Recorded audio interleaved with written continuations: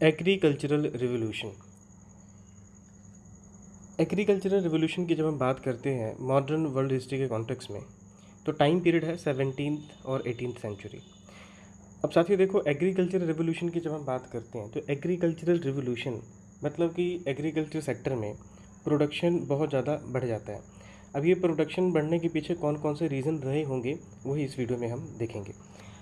Agricultural revolution की जब हम बात करते हैं तो सबसे पहले ये विटनेस किया गया इंग्लैंड में, और इंडस्ट्रियल रिवॉल्यूशन से ये पहले हुआ, और कहीं ना कहीं इसी एग्रीकल्चरल रिवॉल्यूशन ने इंडस्ट्रियल रिवॉल्यूशन, जो कि अगेन हम इंग्लैंड में ही विटनेस करेंगे, जो कि अगली क्लास में हम देखेंगे, उसके लिए इसने एक बेस तैयार किया। और एग्रीकल्चरल रिवॉल्यूशन जो था, this was one of the major factor of industrial revolution in England. अब ऐसा क्या हुआ इंग्लैंड में जिससे एग्रीकल्चरल प्रोडक्शन जो है वो बहुत ज़्यादा इंक्रीज़ हो जाता है। तो देखो, जब भी हम एग्रीकल्चरल रिवॉल्यूशन की बात करते हैं तो जो दी मोस्ट इम्पॉर्टेंट फैक्टर होता है एग्रीकल्चरल रिवॉल्यूशन में, वो होता है मैकेनाइजेशन ऑफ फार्मिंग। तो फार्मिंग सेक्टर में अगर आप मशीनीकरण लेकर आते हो, अगर आप मशीनों का इस्तेमाल करके खेती करना चालू करते हो, तो एग्रीकल्चरल प्रोडक्शन जो है, स्वाभाविक सी बात है, वो बहुत ज़्यादा इंक्रीज़ हो जाता है।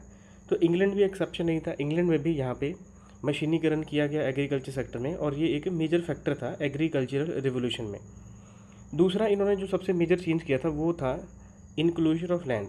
ठीक है, इनक्लोजर ऑफ लैंड का मतलब क्या होता है कि अब एक इंडिविजुअल खेत हम बनाएंगे। तो इंडिविजुअल खेत बनाएंगे मतलब इससे पहले क्या था, तो ये अगर एग्रीकल्चर रिवॉल्यूशन से पहले का इंग्लैंड अगर आप देखोगे तो वहाँ पे काइंड ऑफ फ्यूडल सिस्टम था, और इस फ्यूडल सिस्टम में बेसिकली क्या था कि एक कोऑपरेटिव फार्मिंग टाइप सिस्टम वहाँ पे चलता था।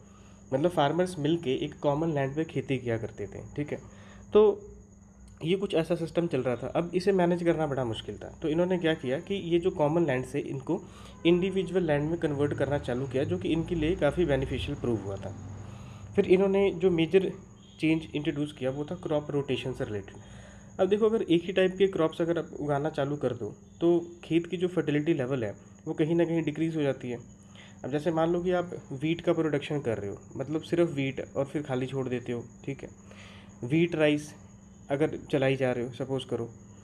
अब ऐसी सिचुएशन में, अब क्योंकि एक ख़ास किस्म का पेड़ वहाँ पे लगाया जा रहा है और बार बार वही ख़ास किस्म का जो प्लांटेशन है वहाँ पे देखने को मिल रहा है, तो इससे लॉन्ग टर्म में नुकसान ये हो सकता है कि वहाँ पे जो इंसेक्ट्स हैं, वीड्स हैं, वो काफ़ी फेमिलियर हो जाएंगे उन चीज़ों से, और एक काइंड ऑफ रेजिस्टेंस वहाँ पे क्रिएट हो जाएगा एग्रीकल्चर सेक्टर में, और फर्टिलिटी लेवल जो है वो भी डिक्रीज़ हो जाएगा। आपको पता है कि जब हम बात करते हैं एग्रीकल्चर सेक्टर की, तो कुछ क्रॉप्स होते हैं जिन्हें हम लेग्यूम क्रॉप्स कहते हैं, वो क्रॉप के फर्टिलिटी लेवल को इंक्रीज़ करने में काफ़ी इंपॉर्टेंट रोल प्ले करते हैं। तो अगर आप जैसे पल्सेस के एग्जांपल हम कंसीडर कर सकते हैं, अगर उसको भी अगर हम कंसीडर कर लें इस रोटेशन में, तो जो फर्टिलिटी लेवल है लैंड का उसको मेंटेन रखा जा सकता है, उसको इंक्रीज़ किया जा सकता है। तो क्रॉप रोटेशन जो था, इस पर भी इन लोगों ने काम किया। फिर उसके बाद डेयरी सेक्टर, तो डेयरी सेक्टर में भी इन्होंने काफ़ी काम किया। तो ये था एग्रीकल्चर रेवोल्यूशन। ये कुछ बहुत ज़्यादा इंपॉर्टेंट नहीं है हमारे एग्जाम के पॉइंट ऑफ व्यू से, बस एक बेसिक सी इन्फॉर्मेशन थी और इसके बारे में हमें पता होना चाहिए था।